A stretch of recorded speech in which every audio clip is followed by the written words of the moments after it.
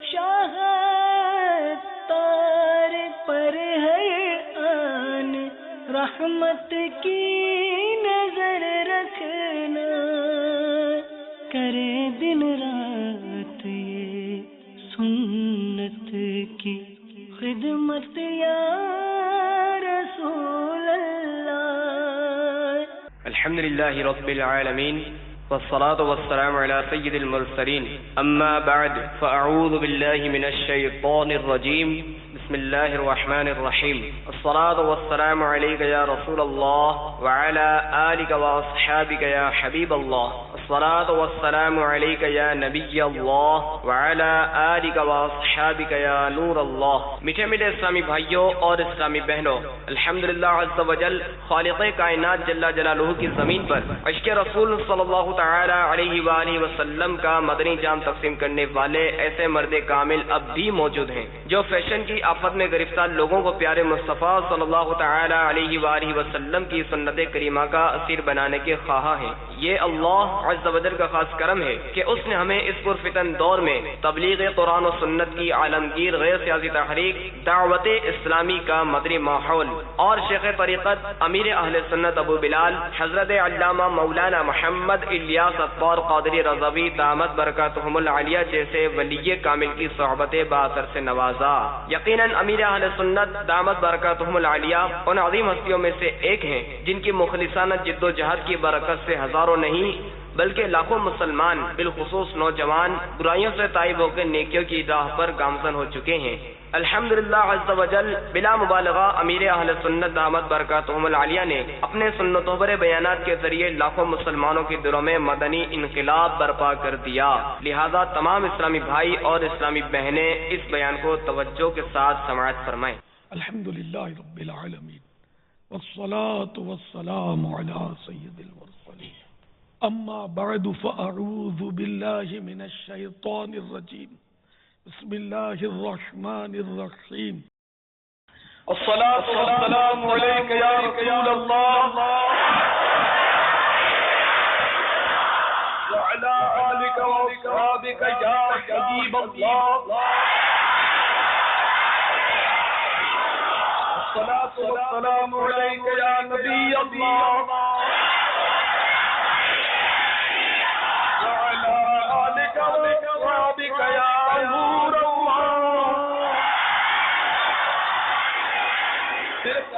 مدینے والے مصطفیٰ صلی اللہ تعالی علیہ وسلم ارشاد فرماتے ہیں کہ میں نے یہ منظر ملاحظہ فرمایا کہ ایک شخص پل صراط سے گزر رہا تھا کہ وہ گرنے لگا، اور ظاہر پل صراط جہنم کے اوپر بنا ہوا ہے اور گرنے والا پھر گرتا ہے تو سیدھا جہنم میں جا گرتا ہے۔ تو ایک شخص پل صراط سے گزر رہا تھا کہ وہ گرنے لگا، اتنے میں مجھ پر پڑا ہوا درود آیا اور اسے سنبھال کر پل صراط عبور کرا گیا۔ اللہم صلی وسلم وبارک علی سیدنا و مولانا محمد النبی الامی الحبیب العالی القدر العظیم الجاہ وعلی آلہ وصحبہ وسلم، صلاة و سلاما علیکہ یا سیدی یا سیدی یا سیدی یا مکی یا مدنی یا عربی یا ہاشمی یا مطلبی یا رسول اللہ۔ محترم اسلامی بھائیو، آج مجھے والدین کے حقوق سے متعلق کچھ عرض کرنا ہے، کیونکہ ہر شخص کا وجود اپنے والدین کے مرہون منت ہوتا ہے، بغیر ماں باپ کے کوئی ہوتا ہی نہیں۔ وہ آدم علیہ السلام اور عیسیٰ علیہ السلام کو چھوڑ کر مطلب نہ کہ جو عام اللہ تعالیٰ کی قدرت کا قاعدہ ہے، قانون فطرت ہے، اس اعتبار سے والدین کے بغیر کسی کا وجود ہوتا ہی نہیں۔ تو والدین کا اسلام میں بہت بڑا حق رکھا گیا ہے، چنانچہ بڑے غور سے سماعت فرمائے، کیونکہ ہر شخص کو والدین سے پالا پڑتا ہے، الا کوئی ایسا ہوتا ہے جس کے والدین بچپن میں مر جاتے ہیں، شعور تک نہیں پہنچتے، ورنہ کثیر اکثریت جو ہوتی ہے وہ والدین سے اس کو واسطہ پڑتا ہے۔ تو آپ اس کو سنیے اور قہر خداوندی سے ڈرسیے کہ والدین کا کیا مقام ہے۔ چنانچہ قرۃ العیون جسے حضرت فقیہ ابو اللیث سمرقندی رحمۃ اللہ تعالی علیہ نے تصنیف کیا ہے، آپ اس میں ایک نہایتی رقت انگیز حدیث نقل کرتے ہیں جس کا میں خلاصہ آپ کے سامنے پیش کر رہا ہوں۔ پیارے آقا مدنی تاجدار صلی اللہ تعالی علیہ وسلم فرماتے ہیں کہ جتنا مجھے والدین کے نافرمانوں کی سزا نے اور ان پر ہونے والے عذاب نے رنج و ملال میں مبتلا کیا، اتنا کسی نے مجھ پر رنج و غم نہیں ڈالا۔ چنانچہ فرماتے ہیں کہ میں اپنے مقام پر تھا کہ میں نے جہنم کے ایک طبقے سے بہت زیادہ چیخ و پکار کی آوازیں سنی، فرشتے ان کو مار لگا رہے تھے اور وہ چیخ مار رہے تھے۔ میرا دل شفقت سے بھر آیا اور میں زیر عرش سایہ کنا ہوا اور اللہ جل مجدہ کی بارگاہ میں سجدہ کیا اور التجا کی، اے مالک و مولا، تو والدین کے نافرمانوں کا عذاب ختم کر دے۔ تو اللہ تبارک و تعالیٰ نے فرمایا، اے میرے محبوب صلی اللہ تعالی علیہ وسلم، اپنا سر سجدے سے اٹھائیے، میں اس وقت تک ان نافرمانوں کا عذاب دور نہیں کروں گا جب تک ان کے والدین خود انہیں معاف نہیں کریں گے۔ یہ حقوق العباد کا عام قاعدہ ہے۔ کوئی نعوذ باللہ یہ نہ سوچے کہ دیکھیے سرکار کی شفاعت رد ہو گئی، یہ پہلے سے ہی قاعدہ، وہ بھی ہمیں سرکار نے بتایا کہ یہ قاعدہ ہے کہ حقوق العباد اس وقت تک اللہ بھی معاف نہیں کرے گا جب تک بندہ معاف نہ کر دے یا مظلوم جو وہ راضی نہ کر دیا جائے، وہ اللہ تعالیٰ کی جو بھی مطلب مشیت ہو۔ تو میرے آقا صلی اللہ تعالی علیہ وسلم فرماتے ہیں کہ میں اٹھ کر اپنی جگہ چلا آیا، پھر مجھے یہ بات بھلا دی گئی، پھر بعد میں وہی چیخ و پکار اور شور و غوغے کی آواز میرے کانوں سے ٹکرائی اور میرا دل شفقت سے بھر آیا کہ نافرمانوں کا عذاب میں سن رہا تھا۔ میں پھر رب العرش العظیم کے عرش کے نیچے آیا اور میں نے سجدہ کیا، پھر التجا کی، اے معبود، والدین کے نافرمانوں کا عذاب اٹھا لے۔ پھر اللہ تبارک و تعالیٰ نے وہ ارشاد فرمایا کہ محبوب سر کو اٹھائیے، ہم اس وقت تک ان کا عذاب دور نہیں کریں گے جب تک ان کے ماں باپ انہیں معاف نہیں کریں گے۔ پھر فرماتے ہیں کہ میں چلا گیا، پھر جب تک رب نے چاہا مجھے بلا دیا گیا، پھر ایک بار میں نے وہی کربناک اور دردناک چیخ و پکار کی آوازیں سنی، پھر میرا دل پسیج گیا، غم مجھ پر طاری ہوا اور میں اللہ تعالیٰ کی جناب میں یوں عرض گزار ہوا، اے پروردگار عالم، تو داروغ جہنم حضرت مالک علیہ السلام کو اجازت عطا فرما تاکہ وہ مجھے اس طبقہ جہنم کا نظارہ کرا دے جہاں نافرمانے والدین کو عذاب دیا جا رہا ہے۔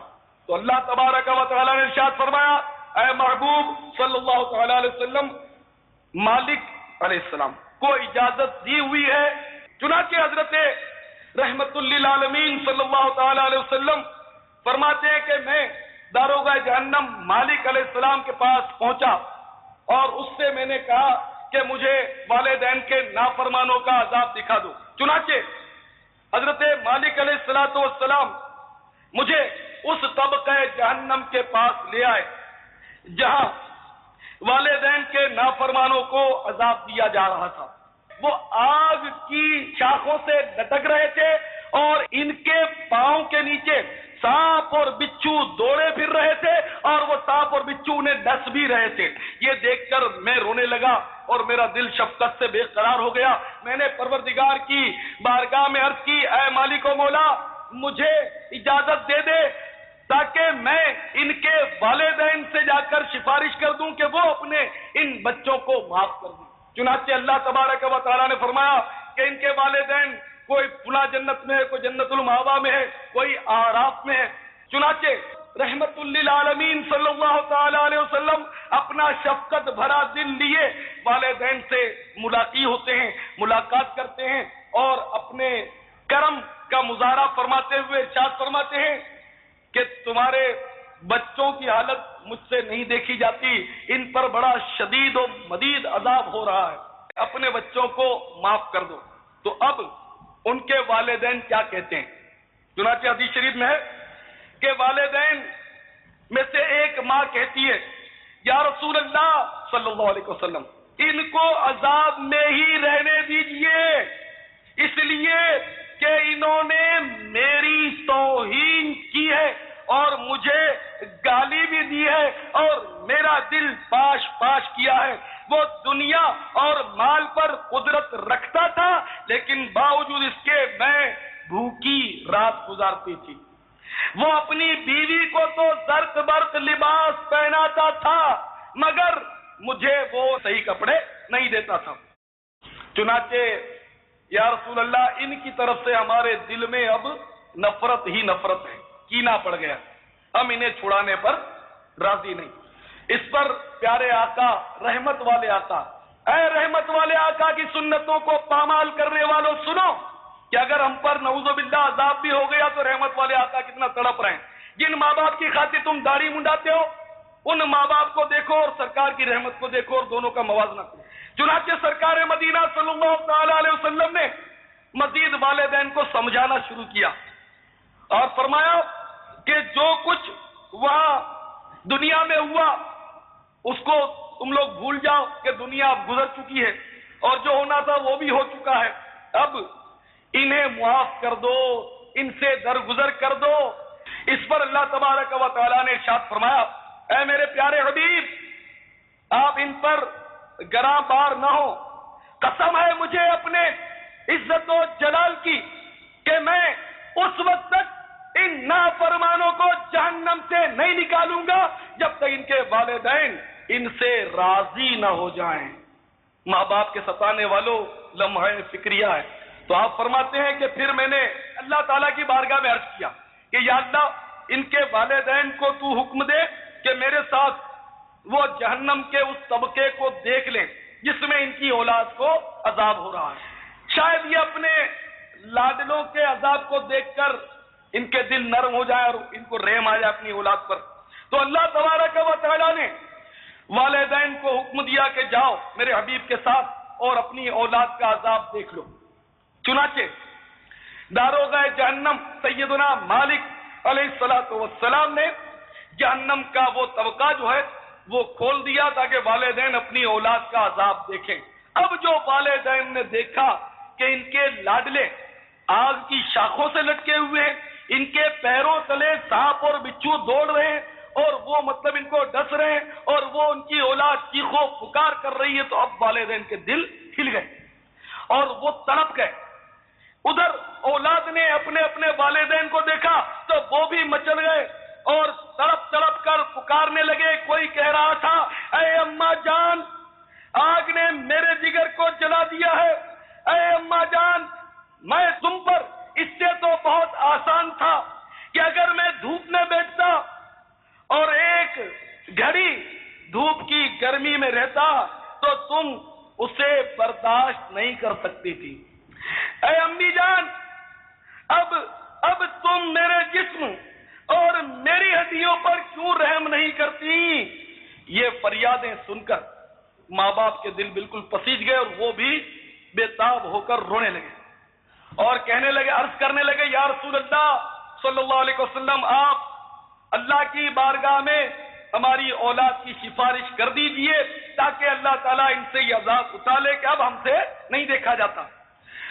تو اللہ تعالیٰ نے پھر ارشاد فرمایا والدین سے کہ ان کو معاف کرنا تم پر موقوف ہے, جب تک تم نہیں معاف کرو گے یہ تمہاری اولاد جہنم سے آزاد نہیں ہو سکے گی. تب والدین رو رو کر اللہ کی بارگاہ میں پکارنے لگے اے پروردگار, اے رحمت والے خدا, اے ہمارے معبود, اے ہمارے مالک, ہماری اولاد کو جہنم سے نکال کر ہم پر فضل و احسان فرما. اس وقت اللہ تبارک و تعالیٰ نے والدین سے فرمایا کہ کیا تم اپنی اولاد سے راضی ہو گئے؟ تو والدین نے ہاں کہا. تب اللہ تبارک و تعالیٰ نے فرمایا کہ جو اپنی اولاد سے راضی ہے وہ اپنی اپنی اولاد کو لے جائے اور اس کو مطلب جہنم کے عذاب سے چھڑا لے. چنانچہ جو والدین موجود تھے اور جنہوں نے معاف کیا وہ گویا اپنی اپنی اولاد کو جہنم سے نکالنے لگے اور ان بد نصیبوں کا حال یہ تھا کہ صرف ہڈیوں کا ڈھانچہ. چنانچہ پھر ان ہڈیوں کے ڈھانچوں کو نہر الحیات کہ پانی میں غوطہ دیا گیا یا ان پر وہ پانی بہایا گیا، جس سے ان کے جسموں پر گوشت اور کھال وغیرہ پیدا ہو گئی، اور اس کے بعد جو ہے ان کو جنت میں داخل کیا گیا۔ میرے پیارے اسلامی بھائیوں، آپ خود ہی غور فرمائیں کہ والدین کا معاملہ کس قدر نازک ہے۔ آج جس کی مرضی ہوتی ہے وہ ماں باپ کو گالی دے دیتا ہے، جس کی مرضی ہوتی ہے وہ والدین کو دھتکارتا ہے، جس کی مرضی ہوتی ہے وہ والدین سے آنکھیں نکال کر بات کرتا ہے، جس کی مرضی ہوتی ہے والدین کو وہ تڑی دیتا ہے، کرتا ہے، پھوں پھاں کرتا ہے، اور والدین کی سنتا نہیں، والدین کو خرچ پورا دیتا نہیں۔ تو اے میرے بھائیوں، آپ خود غور فرمائیے کہ والدین کے نافرمان کا کس قدر سخت حکم ہے۔ ایک حدیث شریف میں فرمایا کہ والدین کا نافرمان، اے والدین کو ستانے والوں اور ان کا دل دکھانے والوں، غور سے سنو، رحمت عالمیان صلی اللہ تعالی علیہ وسلم کا فرمان عالی شان ہے کہ والدین کا نافرمان اگر روزہ رکھے اور نماز بھی پڑھے اور یہاں تک کہ اس میں وہ منفرد ہو جائے، یعنی بہت بڑا مقام حاصل کر لے، اتنی نمازیں اور اتنے روزے کثرت سے وہ رکھے کہ وہ منفرد مقام حاصل کر لے، اگر وہ اس حال میں مرا کہ اس کے والدین کا وہ نافرمان تھا، تو اللہ تعالیٰ سے وہ اس حال میں ملاقات کرے گا کہ اللہ تعالیٰ اس پر شدت کے ساتھ غضبناک ہوگا۔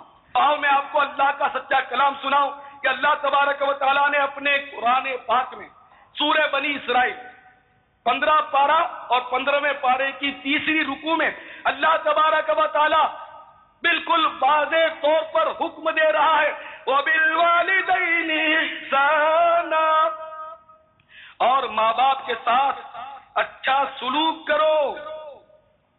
إِمَّا يَبْلُغَنَّ عِندَكَ الْكِبَرَ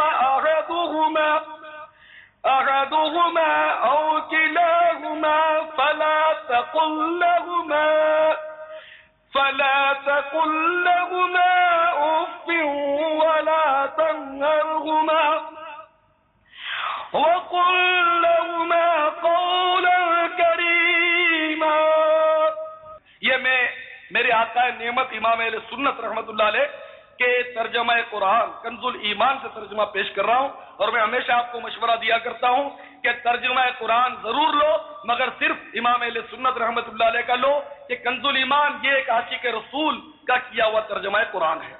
چنانچہ اعلیٰ حضرت رحمت اللہ علیہ ترجمہ کر رہے ہیں، اور ماں باپ کے ساتھ اچھا سلوک کرو، اگر تیرے سامنے ان میں ایک یا دونوں بڑھاپے کو پہنچ جائیں تو ان سے ہوں نہ کہنا، اف ہوں اف کہتے نا، اوہو اس طرح کرتے نا، یہ اف کی مثال دی ہے قرآن شریف میں، تو عربی میں اف کہتے ہیں اور اردو میں بھی اف کا رواج ہے مثلا، تو ان سے یعنی یہ بوڑھے جب ہو جائیں تو ان سے اف نہ کہنا۔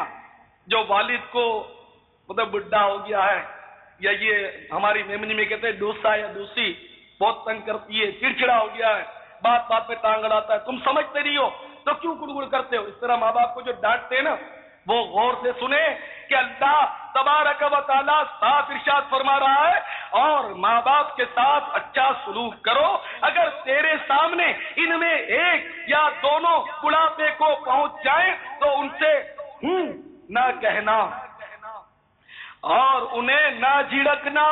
بات بات پر ماں باپ کو جھڑکتے ہو، ڈانٹتے ہو، تو طلاق سے بات کرتے ہو، غور سے سنو، اللہ تبارک و تعالیٰ صاف ارشاد فرما رہا ہے، اور انہیں نہ جھڑکنا اور ان سے تعظیم کی بات کہنا، اور ان سے تعظیم کی بات کہنا، ادب سے بات کرنا۔ آج کل تو ہر ایک تو طلاق کرتا ہے والدین سے۔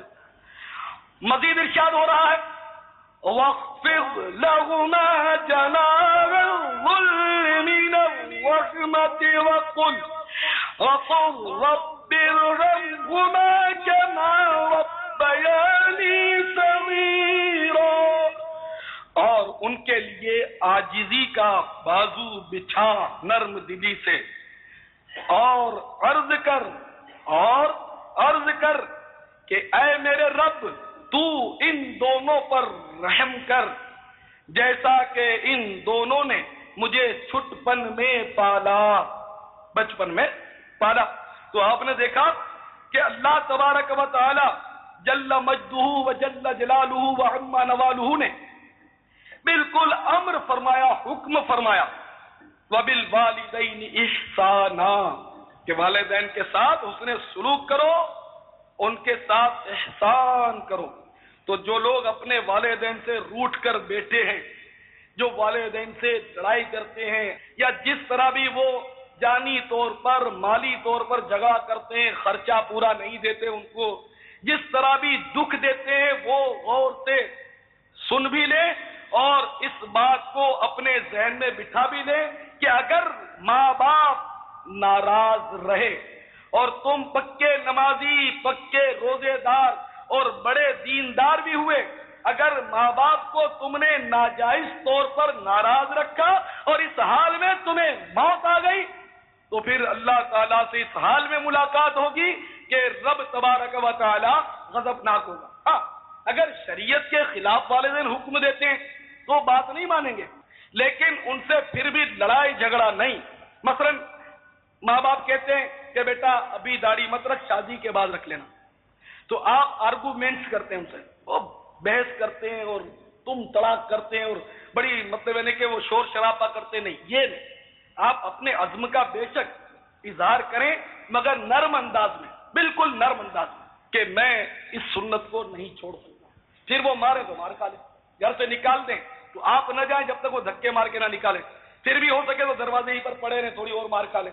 جب گھر میں ناممکن ہو جائے رہنا تو الگ بات، لیکن کبھی بھی اپنے گھر سے بھاگیں والدین کو چھوڑ دیں، اور کبھی بھی ان سے لڑیں نہیں، جو بھی اپنی بات کہنی ہے وہ نرمی سے، والدین کو سمجھانا ہی ہے۔ تو دعوت اسلامی کے بیان کی کیسٹ ہی سنا دیں تو انشاءاللہ اس سے کچھ سیٹنگ ہو جائے گی۔ آپ سمجھانے جائیں گے، آپ کو سمجھانا آتا نہیں تو آپ لڑ بھیڑ کر لیتے ہیں، لڑائی کر لیتے ہیں، اور ماں باپ پھر ناراض ہو جاتے ہیں، تو یہ بڑا مسئلہ ہے۔ ہاں، اگر آپ شریعت پر عمل کرتے ہیں، اس پر ماں باپ ناراض ہوتے ہیں، تو اب مطلب انہیں آپ کو گناہ نہیں ہوگا، داڑھی کیوں رکھی ہے، یہ کیوں کیا، وہ کیوں کیا، جس میں شریعت کا حکم ہے، اور اس پر ماں باپ آپ کو ٹوکتے ہیں یا روکتے ہیں یا آپ کو مطلب انہیں کہ کوسنے دیتے ہیں، تو یہ بات ماں باپ کی درست نہیں ہے۔ اور یہاں اگر آپ نے ماں باپ کی بات نہیں مانی تو اس کو نافرمانی نہیں کہا جائے گا۔ پھر قرآن میں آپ کو سناتا ہوں کہ اس کو واقعی نافرمانی نہیں کہا جائے گا، کہ جو شریعت کا حکم ہے وہ مقدم ہے۔ چنانچہ سورہ لقمان میں جو 21ویں پارے میں، 21ویں پارے کی 10ویں رکو، سورہ لقمان میں اللہ تبارک و تعالیٰ ارشاد فرماتا ہے، اللہ تعالیٰ وصیت فرماتا ہے، وصیت یعنی اللہ تعالیٰ فرماتا ہے، دراصل یہ ہے سورہ لقمان۔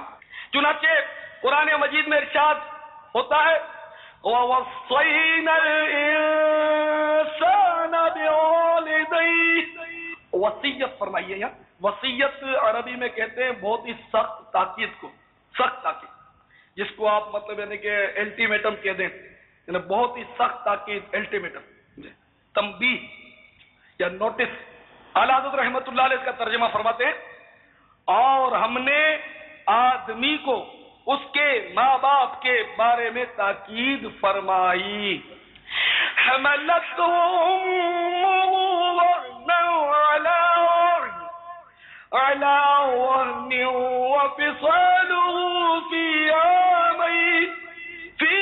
عامين أن اشكر لي ولوالديك إلي المصير۔ اس کی ماں نے اسے پیٹ میں رکھا، کمزوری پر کمزوری جھیلتی ہوئی، اور اس کا دودھ چھوٹنا 2 برس میں ہے، یہ کہ حق مان میرا اور اپنے ماں باپ کا، آخر مجھی تک آنا ہے۔ کمزوری پر کمزوری ماں جھیلتی ہے۔ مفسرین فرماتے ہیں کہ بچہ بڑا ہوتا جاتا ہے نا، جتنا شروع ہوتا ہے تو کم تکلیف ہوتی ہے، پھر جب وہ بڑھتا ہے تو کمزوری اس کی بڑھتی ہے، ذوق بڑھتا ہے، کام کاج وہ نہیں کر سکتی، بہت تکلیف میں ہوتی ہے۔ تو اسی کو قرآن نے فرمایا کہ وہ کمزوری پر کمزوری مطلب اٹھاتی ہے حمل میں، کس لیے؟ ہمارے لیے اٹھاتی ہے نا، ہم پیٹ میں تھے، ہماری ماں نے بہت تکلیف اٹھائی، اور آج کل تو کمائی کی خاطر بعض اسپتال ایسے ہیں جو میری معلومات میں لائے گئے کہ کمائی کی خاطر وہاں جب کوئی بیچاری داخل ہوتی ہے تو ڈاکٹر لوگ چھری لے کر تیاری ہوتے ہیں کہ آپریشن ہو۔ اب یہ بیچارے گھبرا جاتے ہیں، آپریشن کرا لیتے ہیں، پیسے کھینچنے کے لیے بیچاری کا پیٹ کاٹ کے رکھتے تھے، اور پھر ایک بار جو آپریشن کرا لیتا نا اس کو پتا ہے کہ وہ زندگی بھر بیچارہ تکلیف میں رہتا ہے. تو ظلم تو آپ کو پتا یہاں ہو رہا ہے، ہر شعبے میں ظلم ہوتا ہے. تو بہرحال یہ کہ ماں کتنی تکلیف اٹھاتی ہے. جو پیٹ کاٹ کے بچہ نکلا یعنی آپریشن کے ذریعے، آپ اندازہ نہیں کر سکتے اس کی ماں کو کتنی بیچاری کو تکلیف اٹھانی پڑتی ہے. پھر مزید فرمایا کہ اس کا دودھ چھوٹنا 2 برس میں، یعنی پھر 2 سال تک وہ بیچاری دودھ پلاتی رہتی ہے. یہ حق ہے اولاد کا کہ ماں اس کو دودھ پلائے، ہے نا. تو وہ دودھ بیچاری پلاتی ہے. دودھ پلانے میں بھی کوئی تکلیف تو ہے، کافی غذاؤں میں اس کو پرہیز کرنا پڑتا ہے، اس کو بہت تکلیف ہوتی ہے. تو اس طرح وہ 2 برس تک دودھ پلاتی ہے. تو اس طرح اللہ تعالیٰ نے مطلب اس کا مطلب ہے کہ اس طرح میں پہ در پہ اس کا تکلیف اٹھانا ہمیں بتا کر اب حکم دیا انشکر لی ولوالدیک، یہ کہ حق مان میرا اور اپنے ماں باپ کا، الی المصیر، آخر مجھے تک پہنچنا ہے. اب حق ماننے کے بعد حکم کے بعد مزید ارشاد فرمایا کہ شریعت کی اگر خلاف ورزی کا حکم دے تو مت مان. یہ مزید ارشاد فرما رہا وَإِن جَاهَدَاكَ عَلَىٰ أَن تُشْرِكَ بِي مَا لَيْسَ لَكَ بِهِ عِلْمٌ فَلَا تُطِعْهُمَا وَصَاحِبْهُمَا فِي الدُّنْيَا مَعْرُوفًا. اور اگر وہ دونوں تجھ سے کوشش کریں کہ میرا شریک ٹھہرائے ایسی چیز کو جس کا تجھے علم نہیں، تو ان کا کہنا نہ مان اور دنیا میں اچھی طرح ان کا ساتھ دے.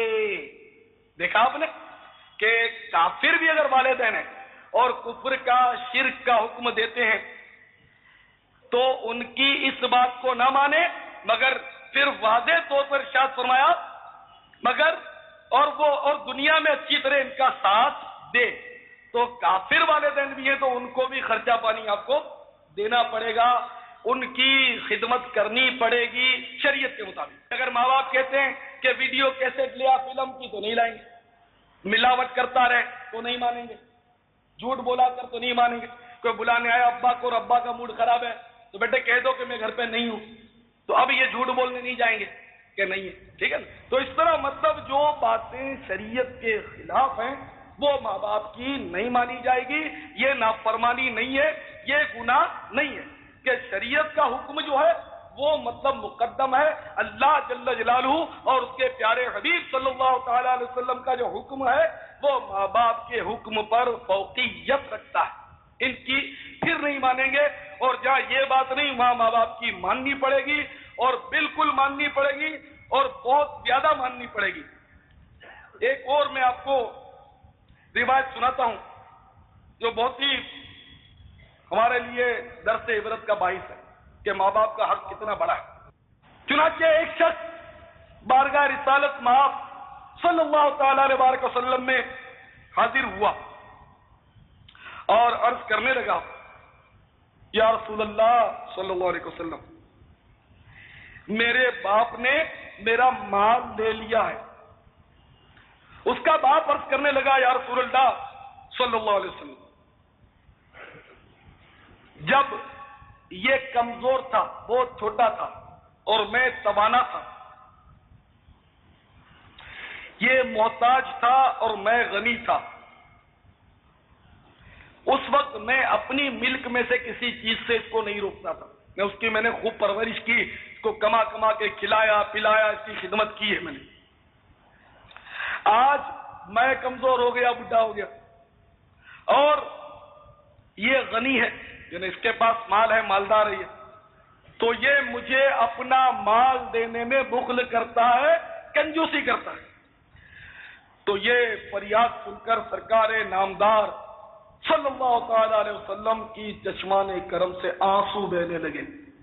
اے ماں باپ سے مال روکنے والوں اور تنخواہ میں سے ماں باپ کو صحیح اور درست حصہ نہ دینے والوں، اس بات پر رحمت عالمیان صلی اللہ تعالی علیہ وسلم کی چشمان کرم سے آنسو بہنے لگے اور آپ نے فرمایا کہ کوئی پتھر یا ڈھیلا بھی اگر اس فریاد کو سنے بوڑھے باپ کی تو وہ بھی رو پڑے گا۔ پھر میرے آقا صلی اللہ تعالی علیہ وسلم نے فرمایا، اس لڑکے سے فرمایا کہ تو اور تیرا مال یہ دونوں تیرے باپ کے ہیں۔ دیکھا آپ نے کہ ماں باپ کا حق کتنا زیادہ ہے، لیکن وہی بات کہ اگر والدین شریعت کے خلاف حکم دیں گے تو نہیں مانی جائے گی۔ چنانچہ ایک ایمان افروز واقعہ میں آپ کو سناتا ہوں دور رسالت کا صلی اللہ علیہ وسلم۔ حضرت سیدنا ابو ہریرہ رضی اللہ تعالیٰ عنہ کا یہ واقعہ ہے، اور اس پر یہ بھی آپ دیکھیں کہ ان کا صبر و ضبط کتنا تھا۔ آج ماں ذرا کچھ کہہ دیتی ہے، کوئی سختی کر لیتی ہے کسی بات پر، بھلے شریعت کے خلاف، کہ ماما مت پہن، داڑھی مت رکھ، تو بچے جو لڑائی کرتے ہیں نا وہ کتنی غلطی کرتے ہیں۔ اور حضرت ابو ہریرہ کا صبر و ضبط دیکھیں کہ واقعی یہ انہی کا حصہ تھا۔ چنانچہ حضرت سیدنا ابو ہریرہ رضی اللہ تعالیٰ عنہ کا یہ واقعہ مسلم شریف میں، سیاستہ مسلم شریف جو مطلب بہت بڑا ہے کہ سند کے اعتبار سے درجہ رکھتی ہے، تو حضرت ابو ہریرہ رضی اللہ تعالیٰ عنہ فرماتے ہیں کہ میری والدہ جو تھی وہ مشرکہ تھی، کافرہ تھی، بت پرستی کرتی تھی۔ میں اپنی والدہ محترمہ کو اسلام کی دعوت دیتا تھا، لیکن وہ مانتی نہیں تھی۔ بے ماں سے لڑوں کیسے؟ بس اسی شش و پنج میں روتے ہوئے آنسو بہاتے ہوئے رحمت عالمیان صلی اللہ تعالی علیہ وسلم کی بارگاہ میں حاضر ہوئے۔ اور یہ نہیں کہا جیسے آج لڑکے کہتے ہیں کہ میری ماں ایسی ہے اور میرا باپ ایسا اور یہ ہو جائے اور وہ ہو جائے، نہیں۔ ابو ہریرہ نے کیا کہا؟ ساری داستان تو سنائی کہ میری ماں کافرہ ہے اور میں نے اس کو مطلب اسلام کی دعوت دی، میرا دل بڑا بے قرار ہے اور بس مجھے بہت رونا آ رہا ہے۔ پھر کیا کہا؟ سرکار آپ مہربانی کر کے میری والدہ کے حق میں ہدایت کی دعا کر دیں۔ میری والدہ کے حق میں، یہ نہیں کہ میرے ماں باپ تباہ ہو جائیں، میری والدہ کے حق میں ہدایت کی دعا کر دیں کہ اس کو ہدایت مل جائے۔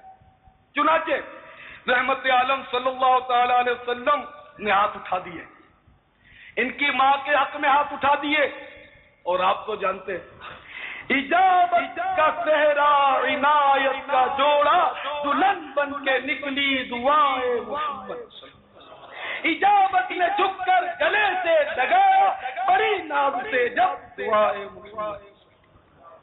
ادھر سرکار نے ہاتھ اٹھائے صلی اللہ تعالی علیہ وسلم، ادھر ابو ہریرہ رضی اللہ تعالیٰ عنہ خوش ہو کر اپنے گھر کی طرف چلے۔ صحابہ کرام کا ایمان تھا کہ رحمت عالمیان صلی اللہ تعالی علیہ وسلم کی دعا رد نہیں۔ خوش ہو کر نکلے، گھر پہنچے، دروازہ بند ہے اور پانی کی کھڑکھڑاہٹ سنائی دی جا رہی ہے، وہ مطلب ہے کہ وہ آواز آ رہی ہے جیسے کوئی غسل کر رہا ہے۔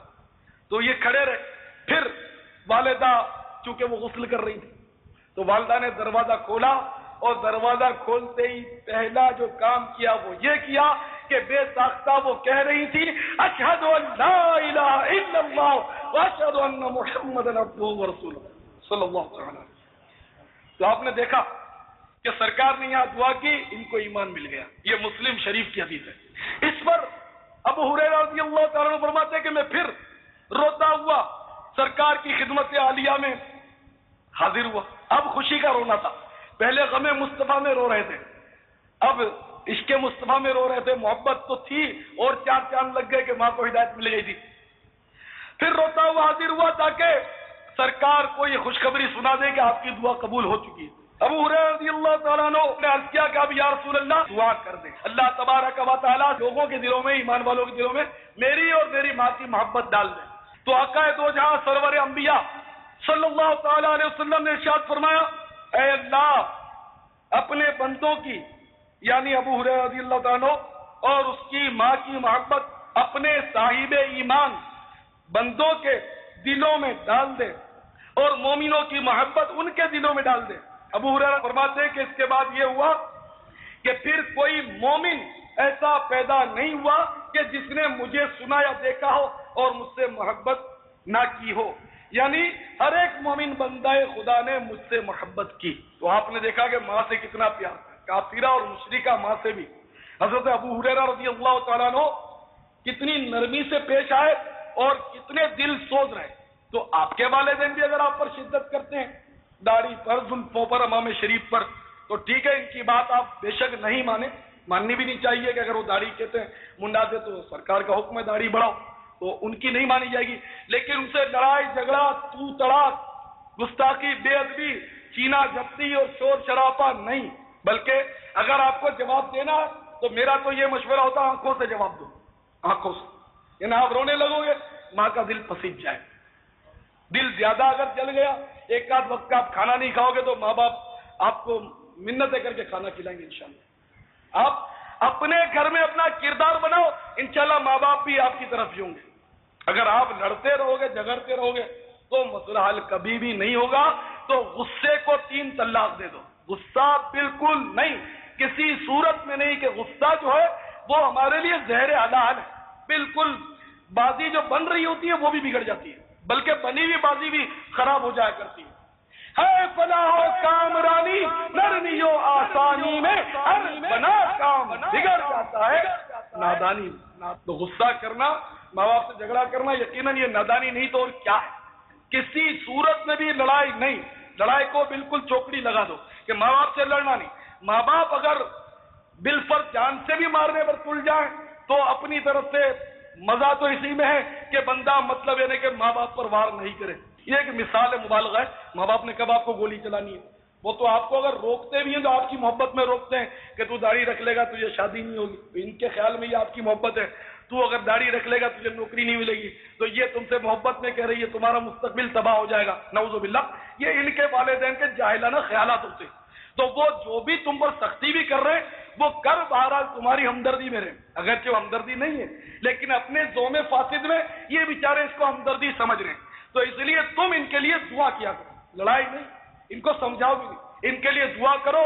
اور حدیث پاک میں واضح طور پر آیا دعا مومن کا ہتھیار ہے, تو دعا کے ہتھیار سے اس کو آپ زیر کر لو, انشاءاللہ سب خیر ہو جائے گی. آپ اگر یہ زبان کے ہتھیار سے زیر کرنے جاؤ گے تو خود بھی زیر ہونا پڑے گا اور مجھے بھی گالیاں سناؤ گے.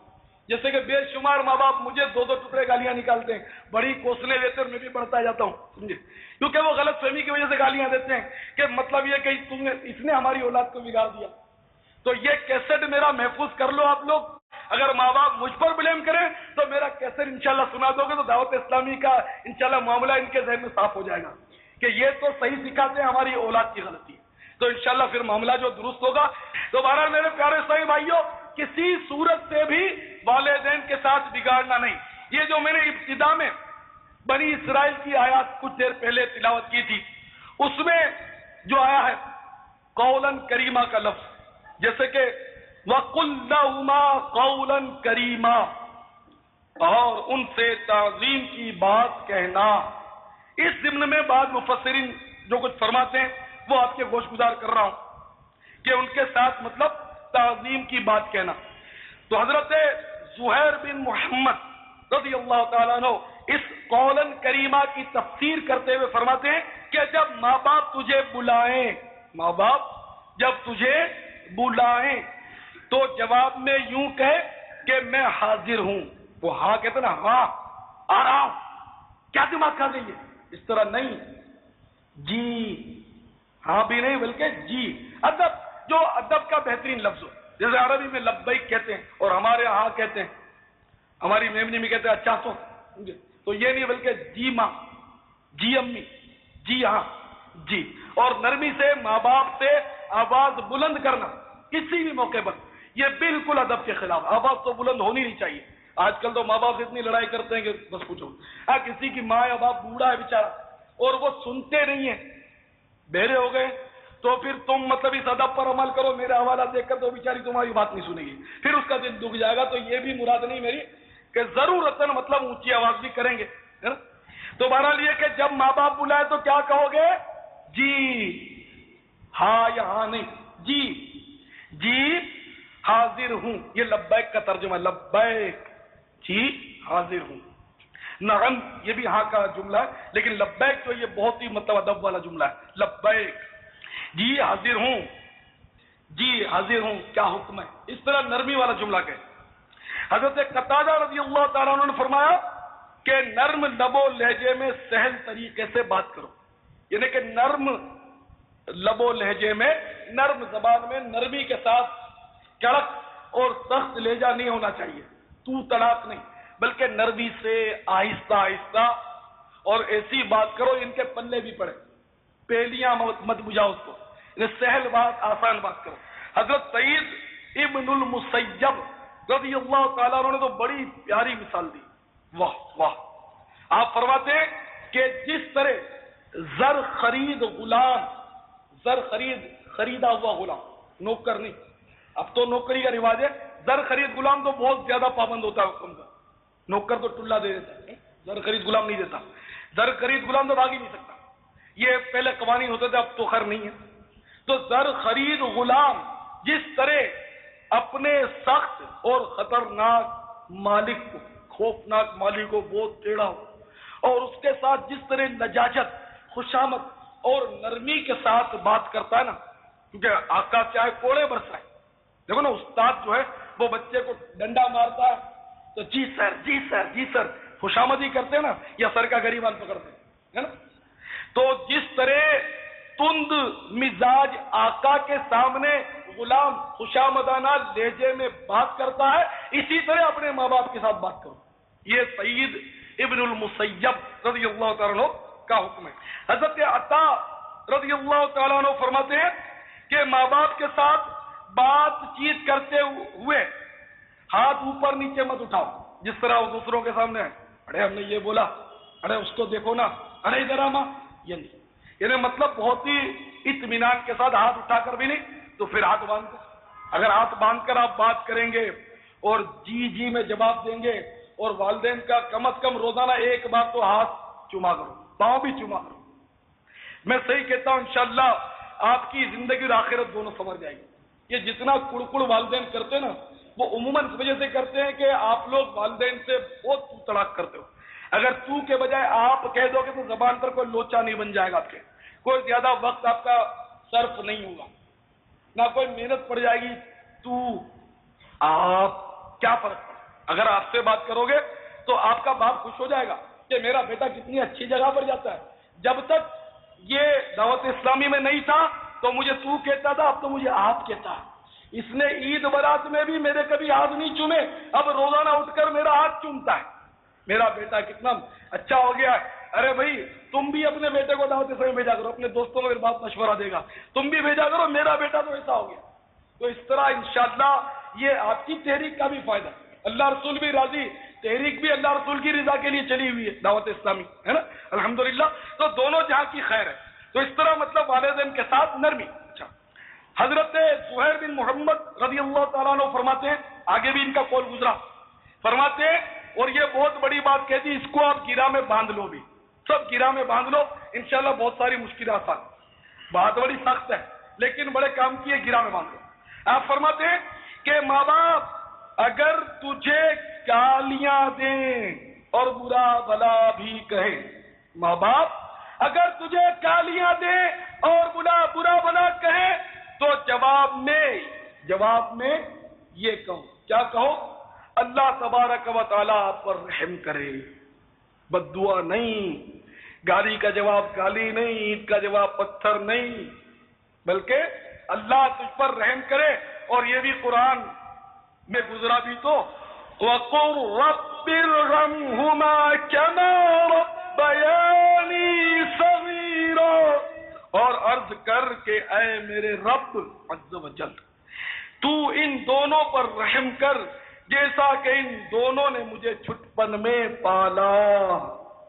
تو ماں باپ کو بد دعا نہیں، کوسنے نہیں، بلکہ وہ چاہے بد دعا دیں، کوسنے دیں، ان کی کوسن تو زبان کی نوک پر ہوتی ہے، بد دعا جو ہوتی ہے وہ بات میں دن میں کئی بار تو جنازے نکالتی ہے ماں، تو اے تیرا جنازہ نکلے، اب دیکھو نا یہ دیتی ہے اوپر سے تیرا جنازہ نکلے، ورنہ آپ نے خود تجربہ کیا کہ ابھی تو یہ جنازہ اٹھا رہی ہے اور پچھلے مہینے بخار آیا تھا تو رات کو سوئی بھی نہیں تھی، تو جنازہ اٹھے گا تو اس کی برسوں کی نیند اڑ جائے گی، یہ آپ سمجھتے ہیں۔